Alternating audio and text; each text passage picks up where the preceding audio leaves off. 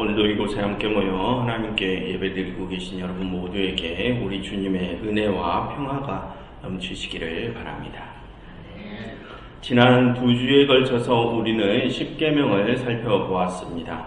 그 십계명은 구원을 받은 이들이 이제 어떻게 살아가야 하는지를 알려주는 것이었죠. 하나님께서는 그 십계명을 통하여 이스라엘에게 사랑을 행하고 탐심을 버리게 하셨습니다. 그럼으로써 당신의 창조 세계를 원래 그 아름다웠었던 모습으로 회복시켜 가기를 요구하셨죠. 하나님께서는 그것을 위해 이스라엘에게 십계명을 주셨습니다. 그리고 이제 하나님께서는 그 십계명과 관련된 세부적인 여러 법들을 제정해 주십니다. 여러분, 이제부터 살펴볼 출애굽기 20장 22절부터 23장 마지막 33절까지의 내용은 일명 언약의 책이라고 불리는 율법 모음집입니다. 여기서 하나님께서는 제단에 관한 법이라든지 사회적 약자에 관한 법, 그리고 성윤리에 관한 법, 배상에 관한 법 등 당시 이스라엘 백성들의 일상생활에 필요한 여러 실질적인 법들을 제정해 주시죠. 그래서 우리가 얼핏 그 법들을 보면 그 법들이 그들의 신앙과는 상관없는 세속적인 것들인 것처럼 느껴질 수 있습니다. 그렇지만 여러분, 사실은 그렇지 않습니다. 그 법들은 다 하나님의 창조 세계를 지키기 위해서 제정된 법들입니다. 그러니 이 언약의 책은 하나님의 창조 질서와 관계된 법들임을 우리가 기억을 하면서 그 내용들을 하나하나씩 살펴보아야 합니다. 그 언약의 책 중 가장 처음에 나오는 법은 제단에 관한 법입니다. 그 법률은 이렇습니다. 하나님께서는 이스라엘에게 내가 너희에게 말하는 것을 너희가 보았으니 너희는 너희 자신을 위하여 은금 같은 것으로 나를 비겨서 신상을 만들지 말라 하십니다. 그리고 하나님께서는 그들에게 대신 제단을 쌓으라고 하시죠. 그 제단을 쌓는 방식은 이렇습니다. 하나님을 위하여 토단을 쌓고 그 위에 양과 소로 번제와 화목제를 드리라 하시죠. 그러면 하나님께서는 내 이름을 기념하는 그런 모든 곳에서 그들에게 임하시어 복을 주실 것을 약속하십니다. 그리고 하나님께서는 그 제단을 쌓을 때 하지 말아야 할 것들에 대해서도 말씀하시는데요. 만약 돌로 제단을 쌓거든 다듬은 돌로 쌓지 말라 하십니다. 만약 정으로 그 돌들을 쪼아 다듬으면 그 돌들은 부정하게 될 것이라고 하시죠. 그리고 층계를 이용해서 제단에 오르지 말라고도 하십니다.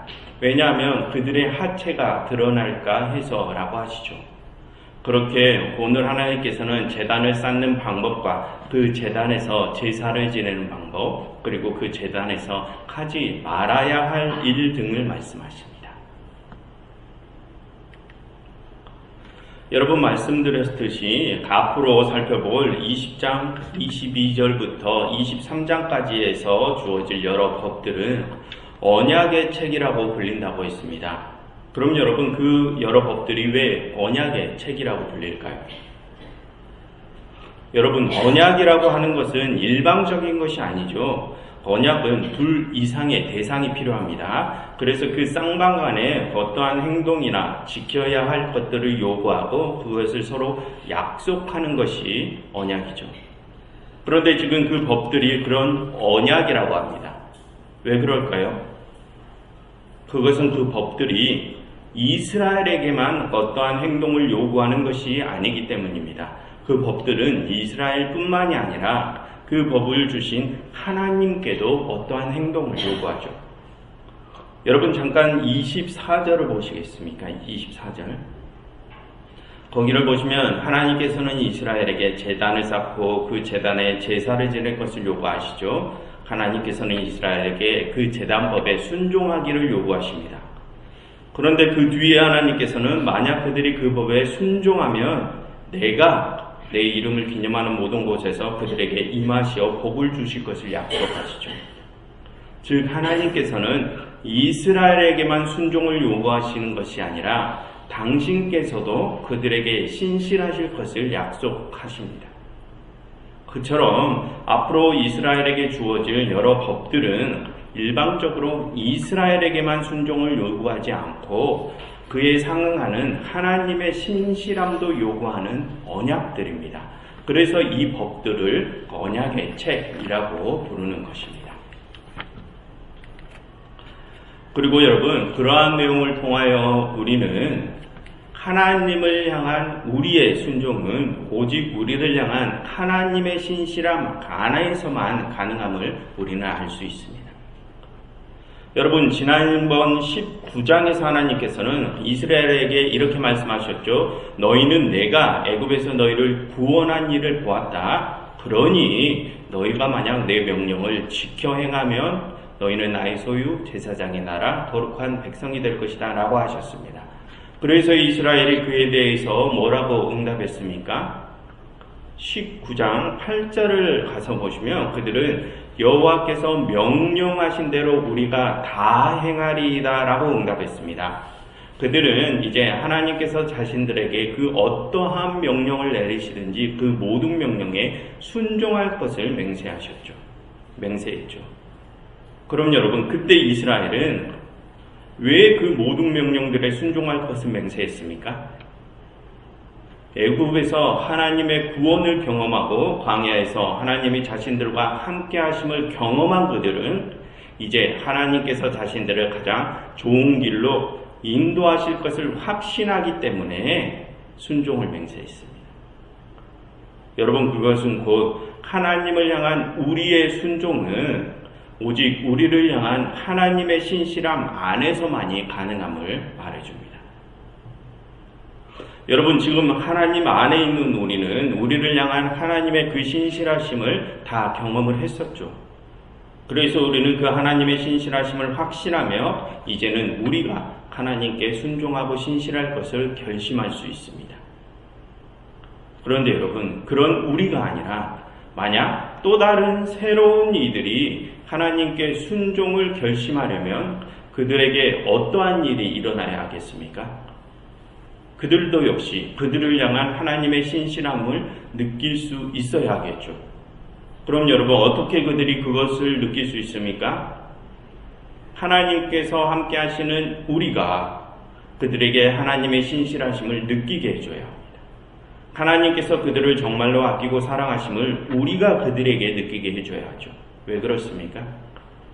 하나님은 당신의 일꾼을 통하여 당신의 사랑을 세상에 드러내시기 때문입니다. 그러니 우리가 그들에게 하나님의 신실하심을 경험하게 해줘야 그들이 하나님에 대한 순종을 또다시 결심할 수 있게 됩니다. 그러니 우리는 그것을 꼭 기억해야 할 것입니다. 그리고 이제 오늘 본문의 내용을 살펴보겠습니다. 먼저 22절과 23절을 보십시오. 22절과 23절입니다. 그 내용은 지난번에 십계명의 초반부의 내용을 다시 되풀이하는 내용이죠. 거기서 하나님께서는 다른 신을 두지 말고 우상을 새기지 말고 당신의 이름을 망령되이 부르지 말라고 하셨습니다. 그것은 이스라엘이 오직 하나님 당신에게만 집중하길 바라심을 뜻한다고 했었죠. 지금 하나님께서는 그 내용을 다시 한번 되풀이하십니다. 그럼 여러분, 하나님께서는 왜 이러한 세부적인 법들을 제정해 주시면서 이스라엘이 오직 당신께만 집중해야 한다는 말씀을 다시 되풀이하실까요? 그것은 이 세부적인 법들이 주어진 것은 그들의 외적인 행동을 규제하시려는 것이 목적이 아님을 알려주시기 위해서입니다. 그럼 여러분, 이 세부적인 법들은 무엇을 위해 주어진 것들입니까? 그것은 그들이 오직 하나님께만 집중함으로써 그 하나님과의 관계에 신실할 것을 요구하기 위해 주어진 것입니다. 여러분, 하나님께서는 태초에 당신의 형상대로 우리를 만드셨죠.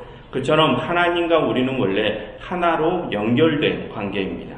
그런데 우리가 범죄함으로 그 관계를 깨뜨렸습니다. 그래서 하나님께서는 당신을 떠난 우리를 다시 찾아오셔서 우리와 다시 하나 될 길을 열어주셨습니다. 그리고 하나님께서는 우리에게 여러 법들을 제정해 주시면서 당신과 그 하나됨을 계속 유지하기를 요구하시죠. 즉 하나님께서 이 법들을 주신 목적은 그 율법들을 통하여 사람들의 행동을 규제하시려는 것이 목적이 아니라 그것보다도 당신과의 관계를 계속 하나되게 유지하시려는 것이 목적입니다. 그래서 여기서의 핵심은 우리가 그 율법들을 얼마나 잘 지키느냐 그보다는 우리가 하나님에 대하여 얼마나 신실할 것이냐 이것이 핵심입니다. 우리가 하나님과의 관계를 지키기 위해 우리의 모든 관심을 하나님께 집중한다면 하나님께서 주신 명령들은 저절로 지켜지게 되겠죠. 그처럼 이제부터 주어질 세부적인 율법들은 하나님과의 관계를 유지하기 위해 주어진 것들입니다. 그리고 24절과 25절을 보시면 하나님께서는 제단에 대하여 말씀하시죠. 그럼 거기서 하나님께서는 제단을 어떻게 쌓으라고 하십니까? 24절을 보시면 토단, 즉 흙으로 제단을 쌓으라고 하시죠. 그리고 25절에서는 만약 돌로 쌓으려면 그 돌을 정으로 쪼거나 해서 다듬지 말고 있는 그대로 쌓으라고 하십니다.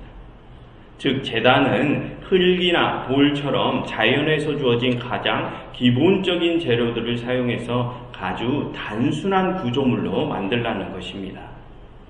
그처럼 여러분, 하나님께서는 원래 그렇게 아주 단순한 형태의 제단을 쌓기를 바라셨습니다. 그럼 여러분, 하나님께서는 왜 그 제단을 그렇게 단순하게 쌓기를 바라셨을까요? 하나님께서는 이스라엘이 그 제단이라는 외적인 것보다 예배의 대상인 당신에게만 집중하길 바라시기 때문입니다. 여러분, 지난주에 하나님께서는 신상들을 만들지 말라고 하셨죠. 그럼 왜 그 신상들을 만들지 말라고 하셨습니까? 그것들에게는 생명이 없어서 아무것도 하지 못하기 때문입니다. 그것들은 아무리 예쁘고 화려하게 만들어 놓아봤자 아무것도 못하는 의미 없는 것들입니다.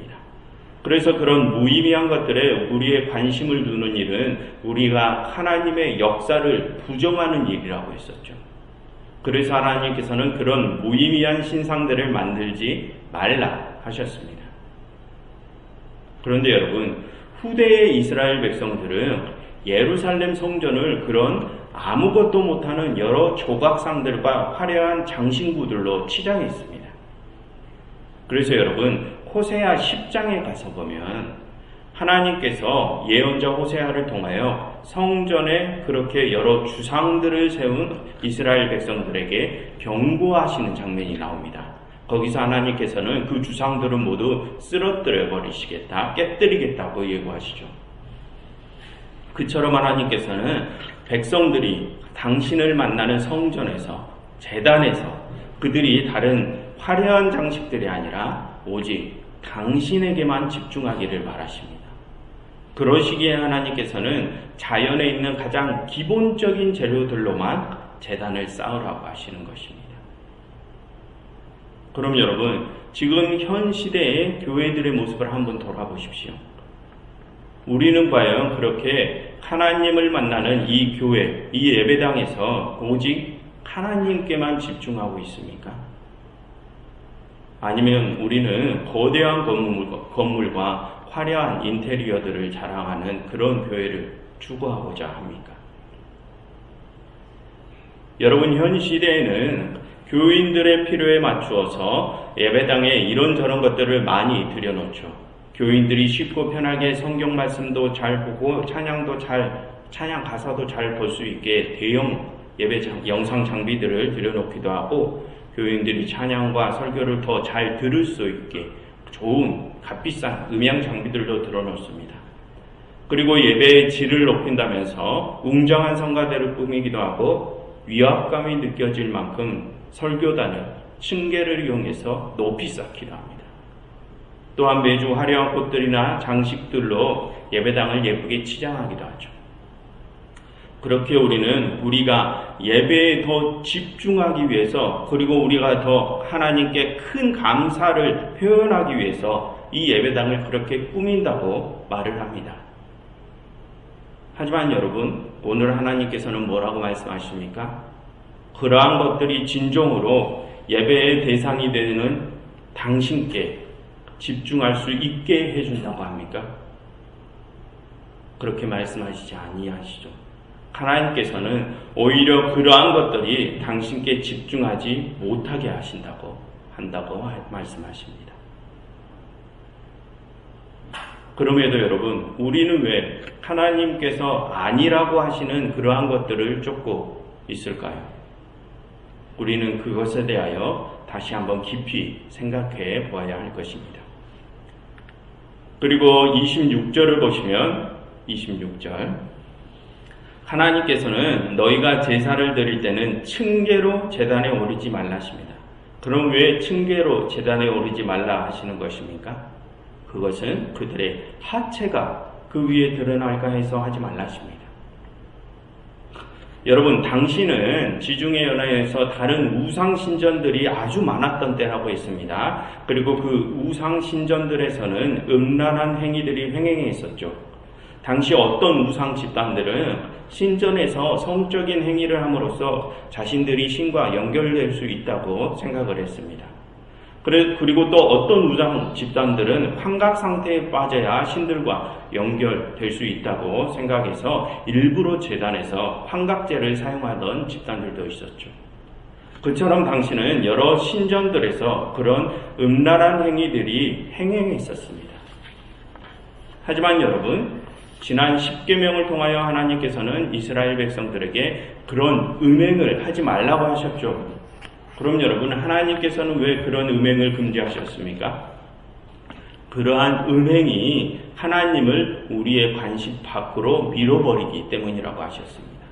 그래서 하나님께서는 당신을 만나는 제단에서는 그렇게 하체를 드러내서 회중들로 하여금, 다른 사람들로 하여금 음란한 생각을 할 수 있게 하는 그런 행동을 자제하라고 하시는 것입니다.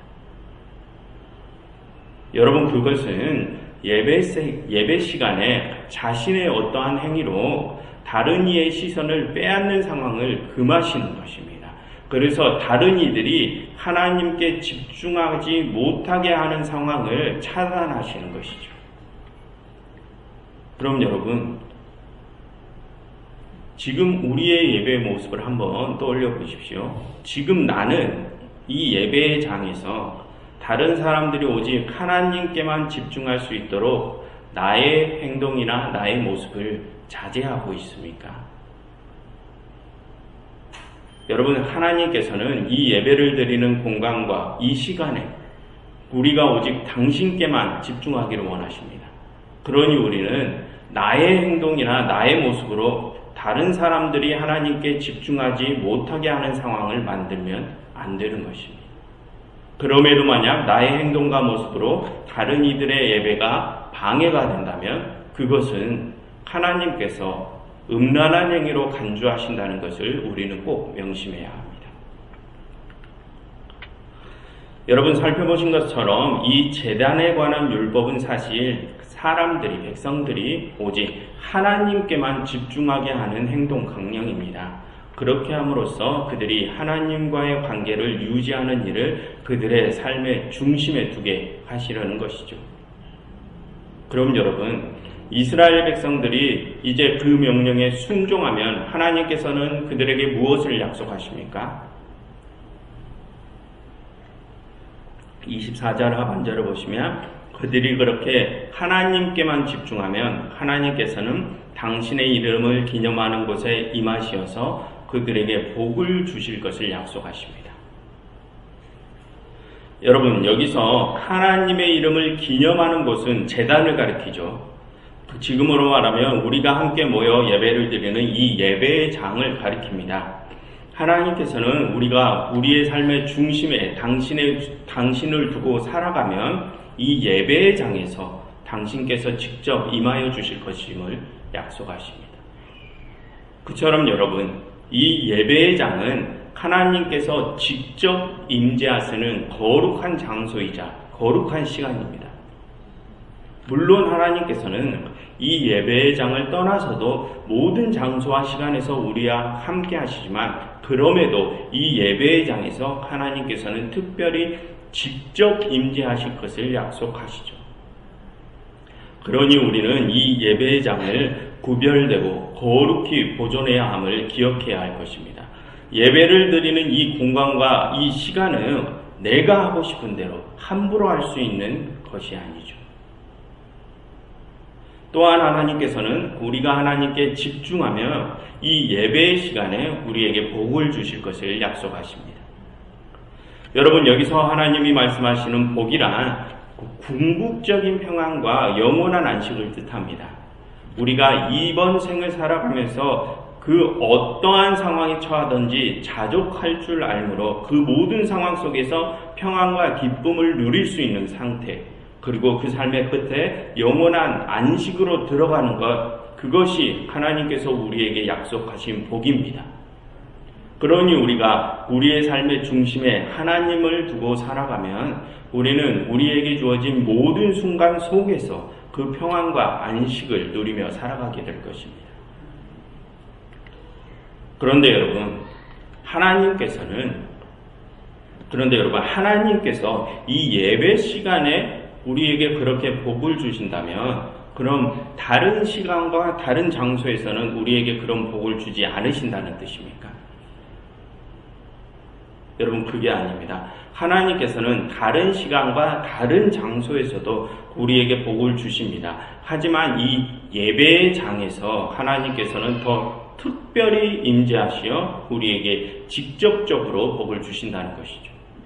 그래서 여러분, 우리에게는 이 세상 모든 곳들을 그 예배의 장으로 만들어야 할 과제가 주어진 것입니다.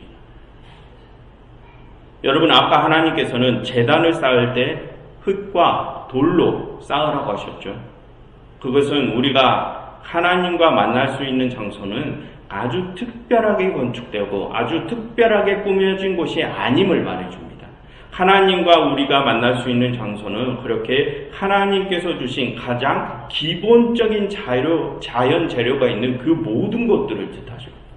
즉, 하나님께서는 우리가 당신과 만나기를 마음만 먹는다면, 그래서 우리가 당신에게만 집중하기를 다짐한다면 이 세상 그 어느 곳에서든지 당신께서 직접 우리를 만나러 오실 것을 약속하신 것입니다. 그럼 여러분, 결국 오늘 하나님께서 가르쳐 주신 제단을 쌓는 방법이 무엇입니까?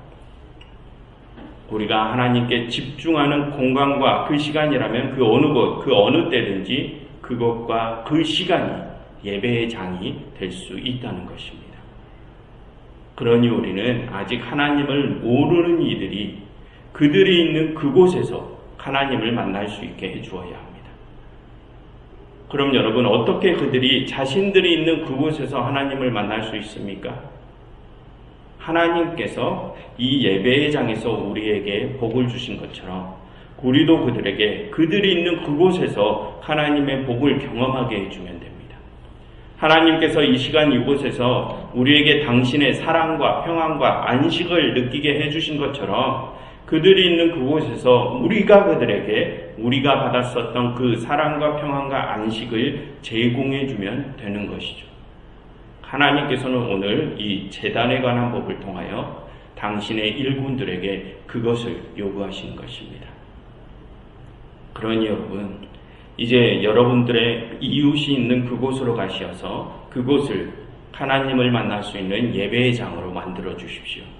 가서 그들에게 하나님의 사랑과 평안과 안식을 제공해 주시어서 그들이 하나님의 임재를 그곳에서 느끼게 해 주십시오.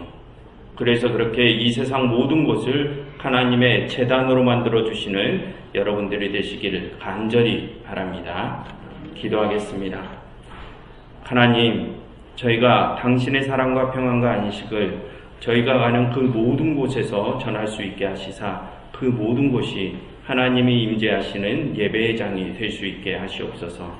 예수 그리스도의 이름으로 기도드렸습니다.